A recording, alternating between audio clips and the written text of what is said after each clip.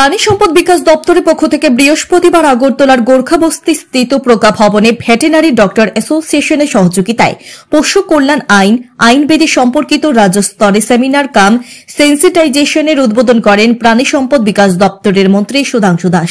তাছাড়া উপস্থিত ছিলেন আগরতলা পৌর নিগমের মেয়র দীপক মজুমদার, পশ্চিম জেলা সহ সভাধিপতি Biswajit Sil, IFS Deepa D Nair, doctor N K. Chanchal, IFS সহ অন্যান্যরা। প্রদীপ প্রজ্বলনের মধ্য দিয়ে অনুষ্ঠানের সূচনা করেন দপ্তরের মন্ত্রী সহ সম্মানীয় অতিথিরা। এদিন অনুষ্ঠানে তাৎপর্য বিশ্লেষণ করে বক্তব্য রাখেন দপ্তরের মন্ত্রী সহ অন্যান্যরা। আমরা সিদ্ধান্ত নিয়েছি, আমরা দেখেছি অনেক সময় পুলিশের পক্ষ থেকে আমাদেরকে বলে যে বিভিন্ন যেগুলি সিজার কাউ আসে, যেগুলো ইলিগালি ট্রান্সপোর্টেশন হয়, অনেক সময় গরু তারা ধরে, কিন্তু সেগুলিকে রাখার জন্য রেস্কিউ করার মতো ভালো জায়গা থাকে।